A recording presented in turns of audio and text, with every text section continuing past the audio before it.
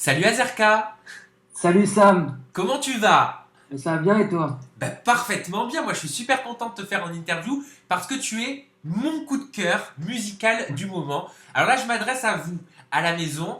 Si vous ne connaissez pas encore Azerka, eh bien je suis bien content de vous le présenter aujourd'hui parce que c'est le phénomène du moment. Il a sorti son album, son mini-album de 11 titres ensemble le 14 février, donc le jour de la Saint-Valentin, il y a à peine quelques jours.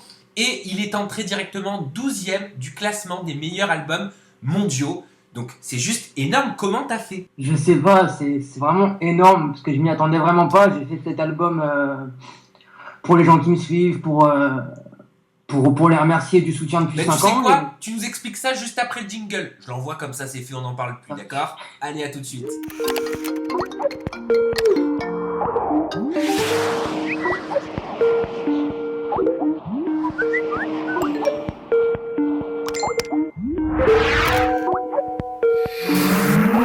Alors tu nous disais juste avant le jingle que tu t'y attendais pas du tout. T'as été impressionné quand t'as vu que ton album en l'espace de même pas une journée est entré 12e du classement mondial.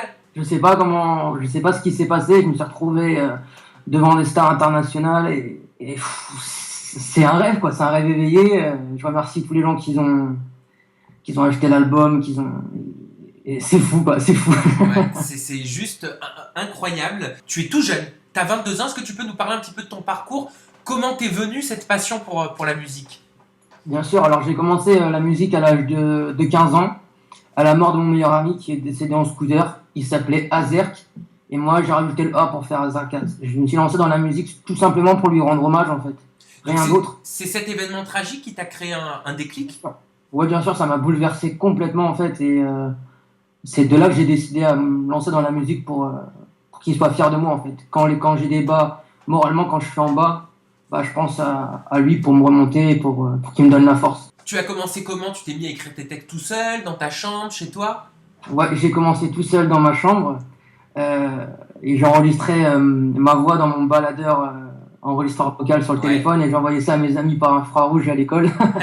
Et tout a Ah oui, commencé en par là. Bluetooth. Ah bah oui, c'est vrai que t'as 22 ans, donc vous, c'est du Bluetooth. Voilà, tout a commencé là, et j'ai commencé à poster mes musiques aussi sur Skyblog, et c'est fou quand même la vitesse que ça prend, et je m'en rends compte maintenant quoi. Alors mon style musical tout simplement, c'est aujourd'hui c'est de la pop urbaine, c'est un mélange de rap et de chant, mais avant c'était du rap en fait. J'ai commencé par le rap où je racontais ma vie, mon vécu, ce que je vois autour de moi, mais beaucoup de musique d'amour en fait, parce que moi et l'amour c'est une grande histoire.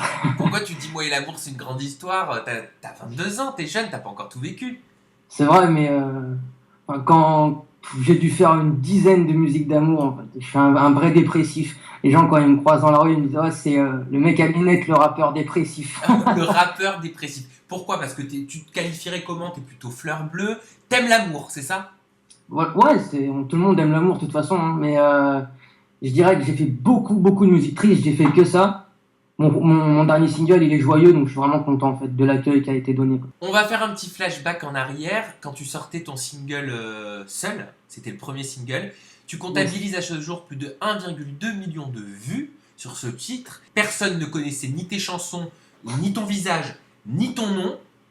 Comment est-ce que tu expliques ce succès? C'est vrai que ça m'a. Je pense que je m'en rends toujours. C'est fou ce succès qu'il a eu, ce morceau seul, parce que. Je l'ai jamais dit, mais là c'est une exclue, je vais te le dire. Je l'ai enregistré dans une cabane, au fond d'un jardin. Ah ouais? Euh, je comprends vraiment pas. En une nuit, on a tout fait, le clip, l'enregistrement, en 2 jours. C'était un truc de fou. Les gens ont accueilli ce morceau les bras ouverts, vraiment merci beaucoup. Je pense que ce morceau il a marché parce que ça parle aux jeunes en fait, c'est le harcèlement scolaire. Je pense qu'une fille sur trois, même une personne sur trois sont touchées par ça malheureusement. Et voilà. C'est un thème qui est important pour toi, par exemple le harcèlement scolaire, parce que tu parles forcément dans tes chansons de thèmes qui te ressemblent. On l'a dit, t'es jeune, t'as 22 ans, donc forcément le harcèlement scolaire, c'est peut-être quelque chose que tu as toi-même connu. Moi j'ai connu le harcèlement scolaire dans ma scolarité au collège, hein. On Ouais. m'appelait boutonneux, la calculatrice parce que j'avais plein de boutons dus à la puberté. Euh, on m'appelait binoclard aussi, enfin j'ai eu toutes les insultes du monde. J'allais au tableau, on me lançait des boulettes sur la tête. c'était ma période où j'étais vraiment seul en fait. Ouais, il y a énormément de jeunes ados aussi qui vivent ce genre de période difficile parce qu'on le sait, hein, Exactement. enfin un collège, un lycée, c'est pas un endroit, c'est pas un lieu ultra évident et propice aux bonnes relations entre les jeunes. Il y a énormément de moqueries, il y a énormément de harcèlement comme tu le dis. De pouvoir en faire un thème musical, c'était quelque chose qui te tenait vraiment à cœur? C'était un de mes objectifs en fait, parce que je savais très bien que plein de monde allait se retrouver dedans et personne ose en parler. C'est comme le sujet que j'ai fait sur mon mini-album, La femme battue en fait. Très peu de monde en parle, mais beaucoup le sont, On a malheureusement. l'impression que pour ces personnes qui subissent le harcèlement scolaire, c'est comme une honte quelque part. Non, en fait, ils ont peur d'en parler dans le sens où il peut y avoir des représailles encore pires pour eux, quoi. Un exemple, ils ont peur d'aller voir le proviseur ou peur de le dire à leurs parents, peur que ça se retourne sur eux, tout simplement. Donc ils sont dans le mal pendant des années, des années, des années, et pensent même à mettre fin à leur jour. Oui, il y a eu des cas malheureusement comme ça. Et toi, ce harcèlement scolaire, tu l'as vécu comment? Ça a été très pénible psychologiquement?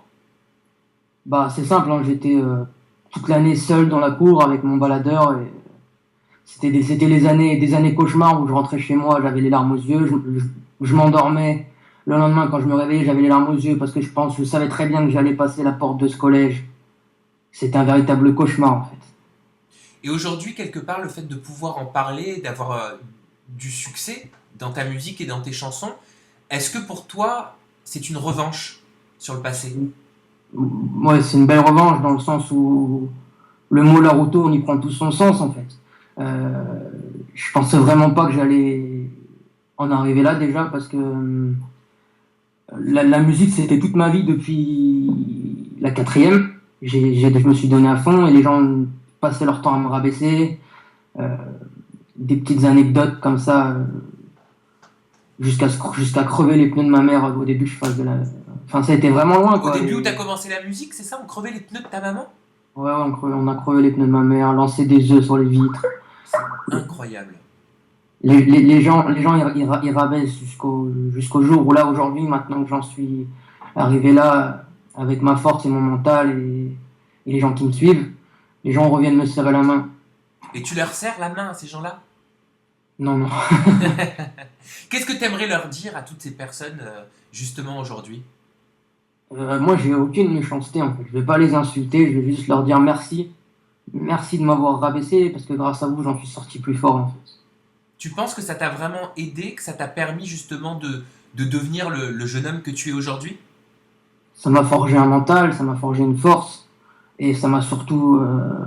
Je m'en suis sorti beaucoup plus fort en fait. Je pense que si j'aurais pas eu toutes ces critiques, j'aurais pas eu toutes ces insultes, je pense pas que j'aurais eu la même force. Et de toute façon, le passé est passé, on pourra rien changer. Maintenant que j'en suis là, les insultes, ils sont loin derrière.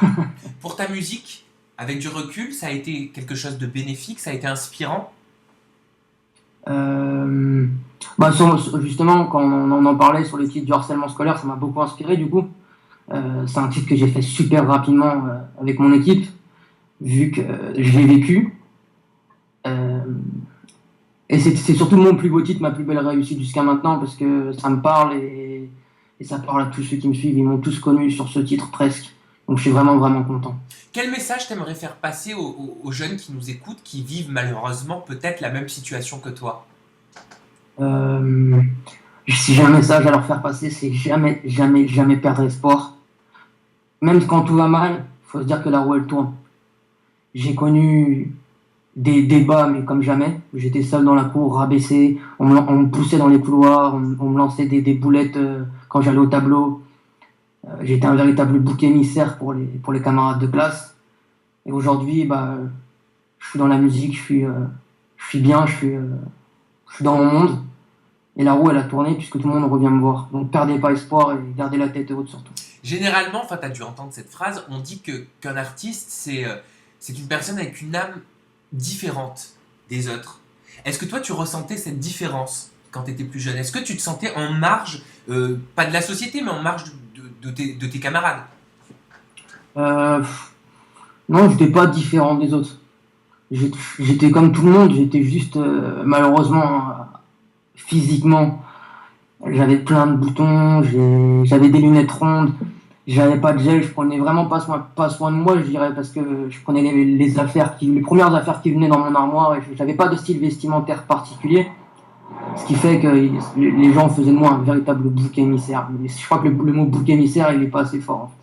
Il y a des titres aussi dans ton album un petit peu plus revendicateurs, comme Je m'en tape. Alors on t'attend pas forcément sur ce genre de titre quand on écoute le reste de l'album. Qu'est-ce qui t'a motivé? Est-ce que tu peux nous parler de cette chanson? C'est un de mes titres préférés, je dirais, de mon mini-album Ensemble, parce que tout simplement, c'est une belle revanche, en fait. Je dis que je m'en tape de tout.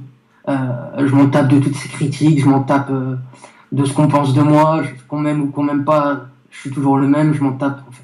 Et ça, c'est le mot d'ordre à partir d'aujourd'hui.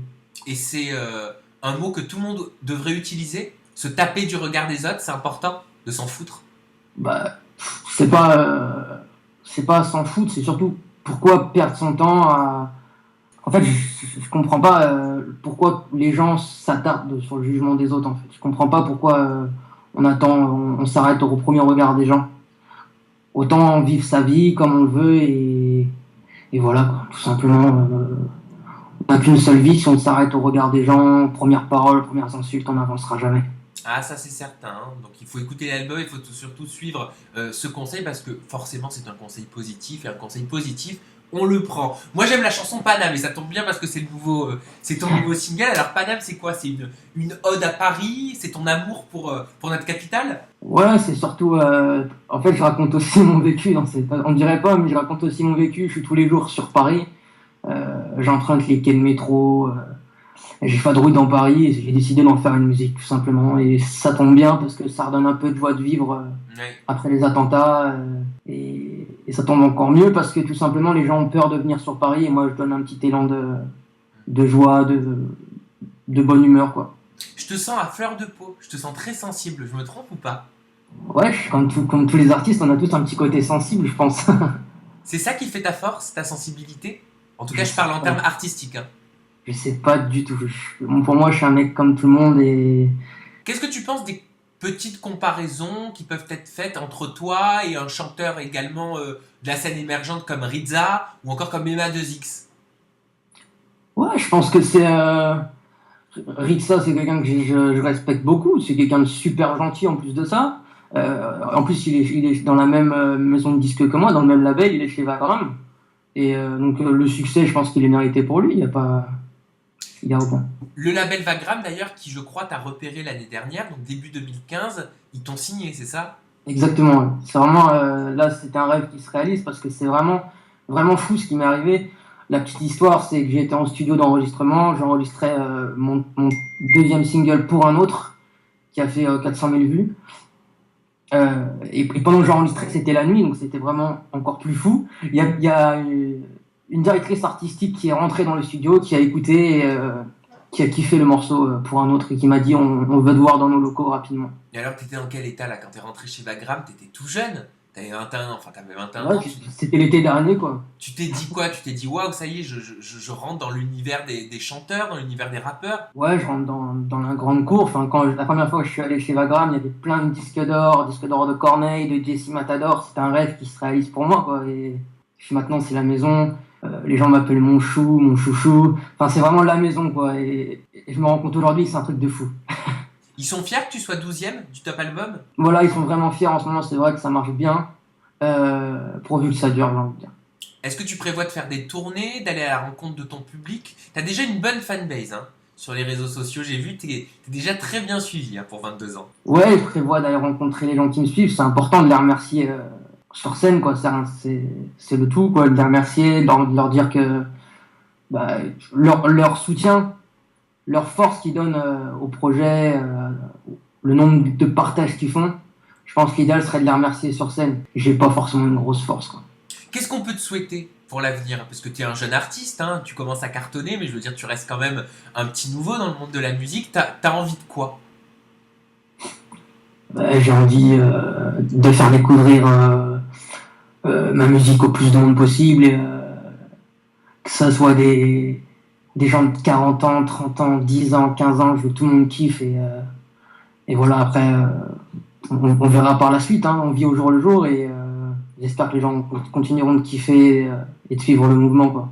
Ben, en tout cas, moi je tiens à te dire que quand j'ai découvert ta musique, j'ai été agréablement surpris. Et qu'aujourd'hui que j'ai fait ton interview, je le suis d'autant plus et ça me donne encore plus envie d'écouter tes titres parce que maintenant j'en sais un petit peu plus sur le jeune homme qui se cache justement derrière cet album. Donc une fois de plus, je vous invite vraiment à écouter l'album Ensemble d'Azerka. Il est disponible depuis le 14 février sur toutes les plateformes de téléchargement légal. Je me permets, Azerka, de faire un gros bisou et un gros remerciement à Fatima, que j'adore, de Glam Event Agency. Sans elle, on n'en serait pas là et merci Voilà. beaucoup. Elle s'occupe de toi, ses artistes, comme elle le dit, c'est ses petits, elle les adore. Et voilà, c'est un plaisir et un régal de travailler avec toi. C'est un petit message personnel, mais c'est pas grave. Je me le permets quand même. Tant qu'on reviendra, ça te gêne pas, ça va? Non, ça va. Bon, ok. Azerka, je te laisse les mots de la fin. On va peut-être citer tes réseaux sociaux d'ailleurs pour les personnes qui ont envie d'approfondir cette interview. Alors, mon Twitter, c'est Azerka officiel. Mon Facebook, c'est Azerka. Mon Instagram, c'est Azerka. Et il reste quoi? Mon YouTube, c'est Azerka Vevo. Et pour ceux qui veulent, mon Snapchat, c'est Azerka, tout simplement. Et ben voilà, c'est simple, c'est comme moi. J'ai choisi simple. Twitter, c'est Samdira. Facebook, c'est Samdira. Instagram, c'est Samdira. YouTube, c'est Samdira. Voilà, pourquoi mettre des tirets, des barres, des 8, des 12 Exactement. hein. Voilà. Et puis, merci pour ton message. Merci pour cette interview. Merci à toi, vraiment. Pour le message que tu as passé, parce que je pense que tu as raison. En effet, le harcèlement, ça concerne énormément de jeunes. Ça concerne aussi peut-être et sans doute beaucoup de personnes qui nous regardent. Il n'y a pas de honte à avoir. Moi, je suis pour justement donner la parole à des personnes comme toi qui font de belles revendications parce que c'est en parlant et en mettant des mots sur ces actions atroces justement qu'on pourra, je pense, faire avancer les choses. Voilà, et moi, je me bats contre ça. J'espère que cette interview elle va aider, elle va faire parler, elle va donner un peu de courage à ceux qui sont victimes de ça. Et... Oui. D'ailleurs, je vous encourage à commenter cette interview entre vous, à discuter, parce que tu sais ce que c'est, YouTube, ça devient un véritable forum. Les gens discutent entre eux, alors ne vous insultez pas, échangez vos points de vue, échangez vos expériences, échangez vos histoires. Moi, je trouve que le dialogue, c'est la meilleure des communications. Voilà. Surtout, n'hésitez pas à en parler, c'est important. Il y aura aucune revanche, aucune représailles. N'hésitez surtout pas à en parler. Voilà. Et n'hésitez pas à écouter l'album Ensemble d'Azerka.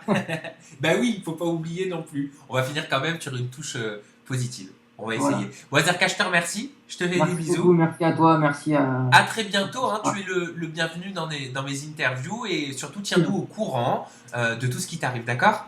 Pas de soucis, merci beaucoup. Allez, Sam. ciao à tous. Bye bye. À très bientôt.